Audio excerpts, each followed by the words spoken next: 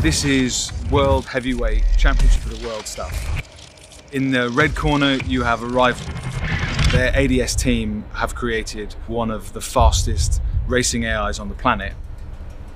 In the blue corner, you've got Lucas di Grassi, ex-Formula One, Formula E world champion, 3 times on the podium at Le Mans.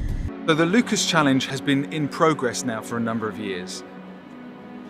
My understanding of how the Lucas Challenge came about was actually a bet between Dennis, the owner of the company, and Lucas about whether or not he could create a racing AI that was faster than Lucas out on track. Arrival is developing a full stack autonomous driving system. We want our vehicle to be fully independent from any infrastructure, HD maps or GPS. You can say that it drives more like a human. Motion control tries to predict the car behavior and tries to match the trajectory by applying the steering or braking or throttling. The core of this project is around safety. And when you see these cars operating at the limit, it's a very short hop to understand how they're going to make our lives safer in future.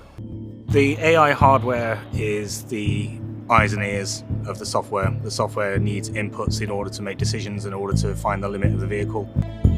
In order to drive, you still need to solve 2 high-level problems. First, you need to define your path, your trajectory, how you want to go.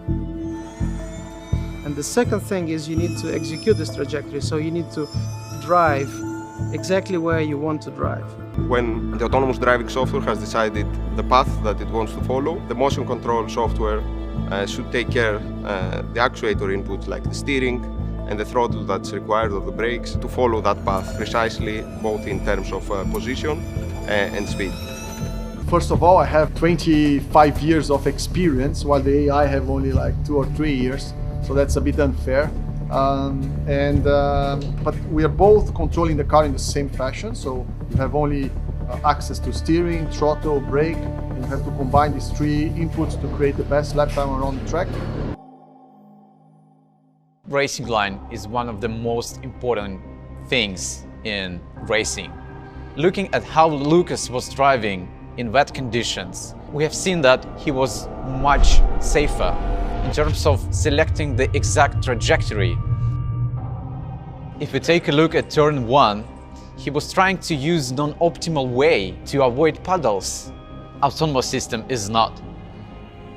When you calculate your racing line, you have to have late apexes to achieve the highest speeds after the current, because there is a straight line.